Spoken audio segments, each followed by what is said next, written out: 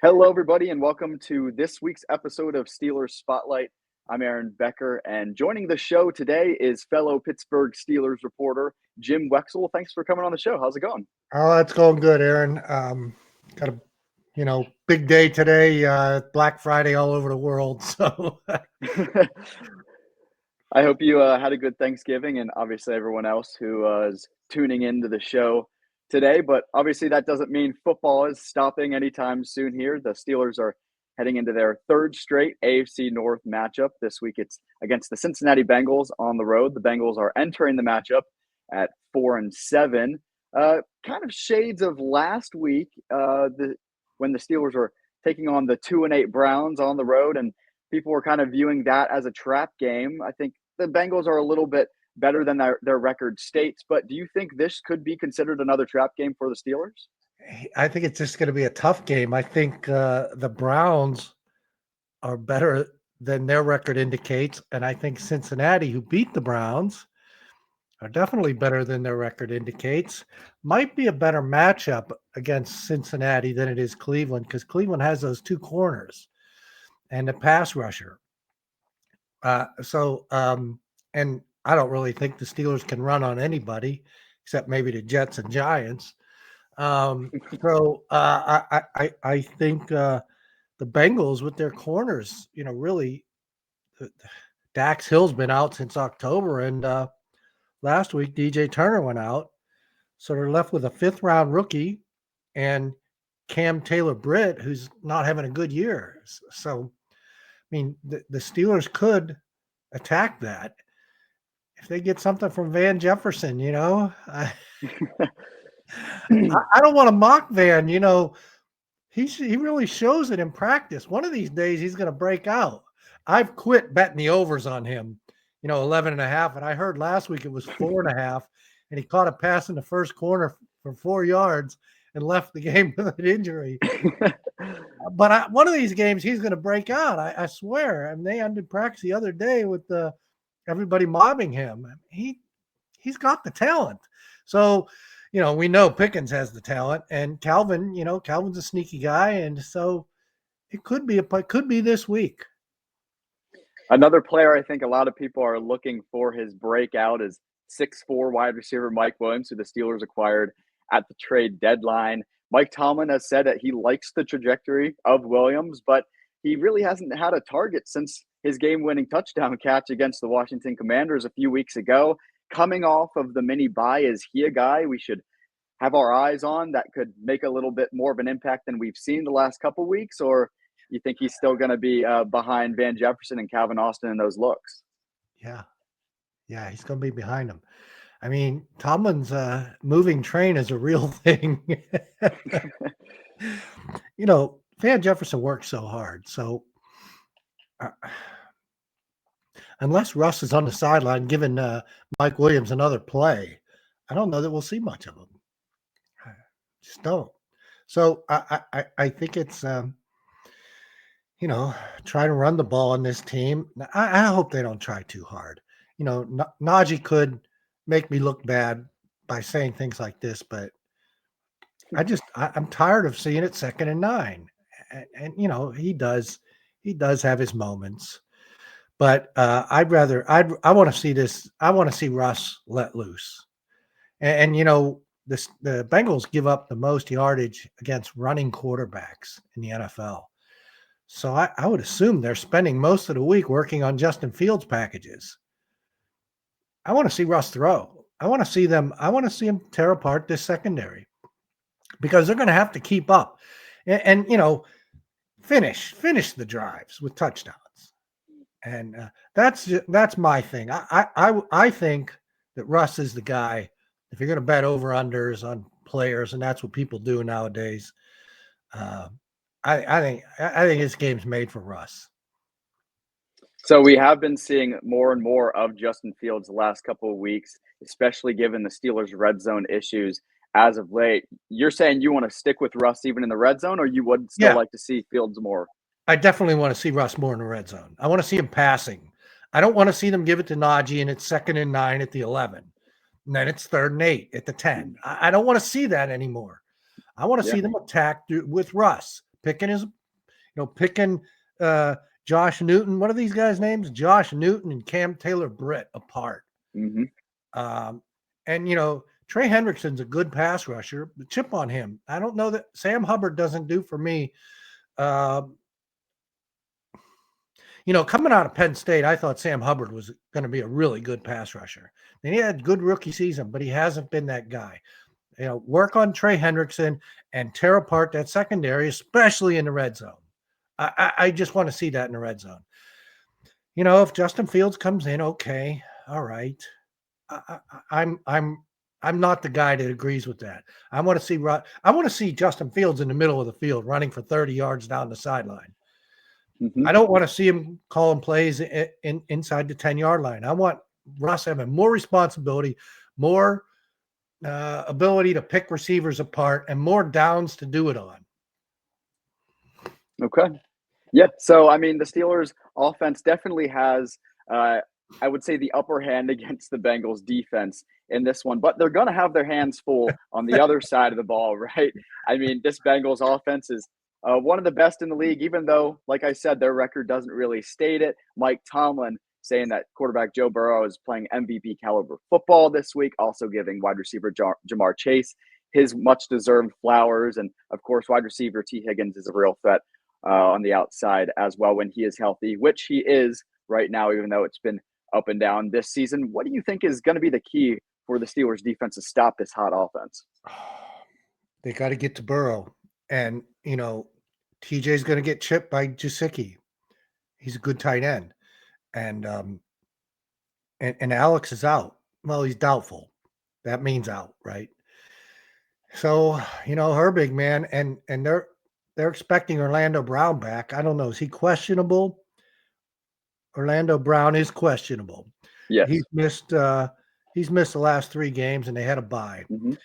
And even his replacement, Cody Ford, massive man. So I don't know if that's a good matchup for Nick Herbig. But, man, when they start working on TJ, Nick comes free. Last game, he was coming free all day. That's going to be the key.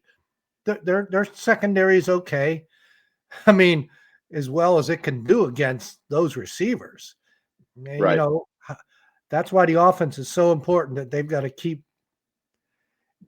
finish drives. And that's why I think they're going to score. And I think Russ is going to do it in the red zone. I don't know if stopping this offense, they got to get lucky, they got to get a pass rush. I'm not down on their secondary. I think it can do as good a job as any NFL can. And I don't know. Has T. Higgins and Jamar Chase been healthy together often? I'm going to have to look that up as I write my preview. Yeah, not too much. Not that I think so. But I know T. Higgins played the last couple of weeks. Yeah.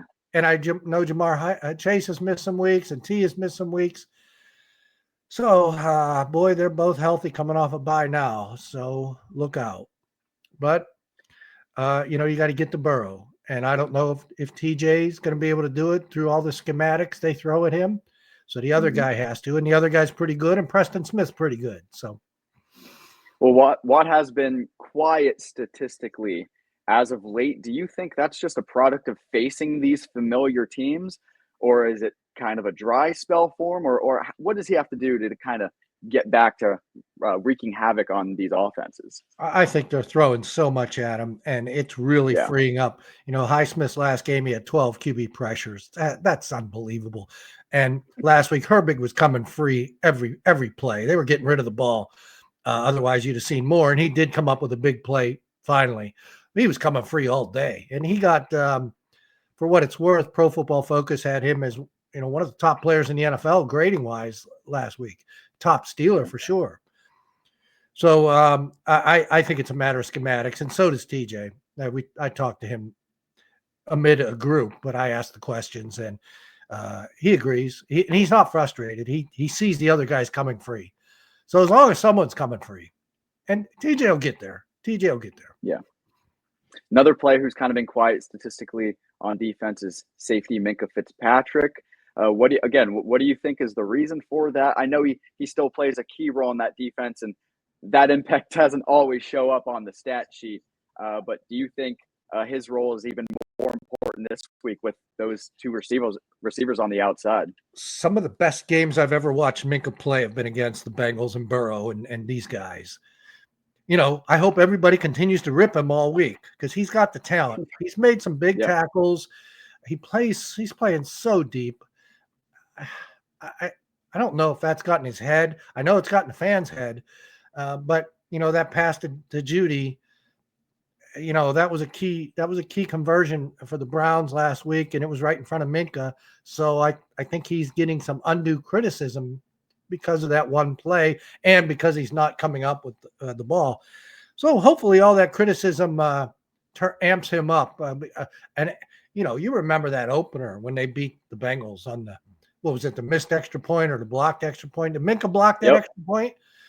Yep. Minka was unbelievable that game. So, we see a game like that, that'll do a lot of good. That I hesitate to rip him, but I should rip him because everybody should rip him to get him to play to that level again. Very fair, very fair. Well, we've talked about a bunch of players that we kind of have our eyes on. What's another surprise player that you have your eye on that maybe not a lot of people do that could have a big impact in this game? You're going to make me say Van Jefferson, aren't you? I mean, go for it. I throw a few bucks, nothing, 10, 20 bucks on these over-unders when I look through them. Van Jefferson, 11.5. All he's got to do is catch one. I see him make great catches all the time in practice. Man, he got to be due. That's one guy. Defensively, Cam Sutton really looks quick right now. And I asked him, I said, Cam, have you leaned up? And he doesn't. When he sees a reporter approach, he starts to grimace and glare. Stay away. He used to be such a good guy. And, what happened with him in the offseason is something that has his guard up against reporters. So I approached and I said, Cam, have you leaned up? He goes, leaned up? What do you mean? I said, man, you look quick. And he does. He goes, I feel really good. So that's another guy. I don't know that he's not going to be the nickel back or anything, but he's a dime backer and he's into packages. He could be a guy. Cool. All right. Well, definitely keep an eye on those two guys. And, as we're wrapping up this Steelers-Bengals talk, can't leave without getting your prediction of this one. Who do you have winning and what's the score? Before I looked, I handicap these games. I break them down, just the Steeler games. I used to do all of the games. And I was surprised at the beginning of the week. The Bengals were -3, and I agreed, and I thought it should have been more. People I talked to can't believe that the Steelers are getting points considering the records. But I just thought the Burrow and those healthy receivers would tear this team apart, that Steelers wouldn't be able to keep up. And then I looked at the line, and money was going on the Steelers, and that kind of surprised me. And when you're surprised, there's a reason. So I did my little handicap breakdown, and the Steelers come out plus. Take it with a grain of salt because the Steelers have played an easier schedule. 400. I just look at the last 5 games. They've played a 400 schedule where the Bengals have played a 509 schedule. So the numbers are going to skew a little bit because the Bengals have played a tougher schedule, and the Bengals have had more time off, and this is their Super Bowl, and they're playing at home. So they have intangibles going their way. I think the Bengals can put a run together. 6 games, they're still not out of it. So this is a Super Bowl game. But the Steelers, they have intangibles going their way too. It's embarrassing to lose to the Browns coming off 10 days of hearing it on the talk radio and on podcasts. The Steelers actually have a tad better line of scrimmage production. The Bengals they're not a good running team. So the Steelers I know Chase Brown should be respected, but the Steelers don't have to worry so much about the run game and Nick Chubb, say, for instance. And so they can work on that pass game, work on the pass rush more, blitz a little more. The Bengals have a really poor run game. So the Steelers have a little line of scrimmage advantage, and the Bengals are really bad in the secondary. And that's before DJ Turner went out. So, their secondary is porous. And the Steelers have better efficiency in the red zone. For as bad as the Steelers have been in the red zone, their scoring efficiency defensively and offensively is better than the Bengals by a healthy margin. So I'm seeing why the money's been put on the Steelers. So I'm going against my intuition from the beginning of the week, and I'm going to say the Steelers pull this out. But I kind of like I just took a teaser on the Steelers plus 10 and over 40. I gotta like the over because I'm talking about a terrible Bengals secondary, and I'm worried about a great Bengals offense. So that kind of adds up to an over, wouldn't you think? So I agree. That's where I'm looking. All right. Well, I like to end every Steelers spotlight show with giving our guests the opportunity to spotlight someone or something that you have going on. I know you just released your new book, Pittsburgh Steelers, an illustrated timeline. Tell everyone tuning in a little bit about it and why they should give it a read. It's a coffee table book, so it's wide, it's thick. It's not, it's not huge, but I mean, look, about 3 bricks shy of a load. I mean, I stole that, of course. That's from that tells the 1973 season.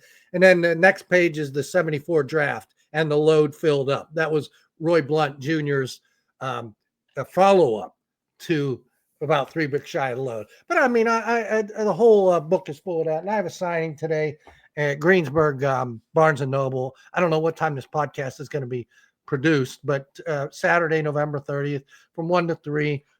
I'm also going to be at the Mount Lebanon Street Fair next Saturday, the 7th, all afternoon. And I'll be at a book signing, Cranberry Township, Barnes & Noble, 11 to 2 on December 14th. That's where I'll be. You can get the book at jimwexell.com or Amazon or Barnes & Noble, but I get more money if you go to jimwexell.com, and I'll sign autographs and write it to Johnny, Merry Christmas, go Steelers, some kind of inscription to personalize it for young Johnny at Christmas time. That's at jimwexell.com. And one more thing, I know we're not really rival sites, but my site, Steel City Insider, is having a big Black Friday sale through Monday night. It's 75% off. So thanks for letting me throw that in there. I know, I respect everything Al's done and everything everybody's done with Steelers now. So thank you for letting me get that in. Absolutely. I mean, looks like a great book. And, with the holidays right around the corner, could make for a great gift for a Pittsburgh Steelers fan, whether you want to treat yourself or give it to someone else. So definitely check that out for sure. Thanks, Aaron. Appreciate it. Yep. So, thanks for coming on the show today. I know, like I said, it's Thanksgiving week, so appreciate you taking the time and talking some Steelers football here with me. All right, man. All right. All right. Well, that is all for this episode of Steelers Spotlight. I'm Aaron Becker. Until next time.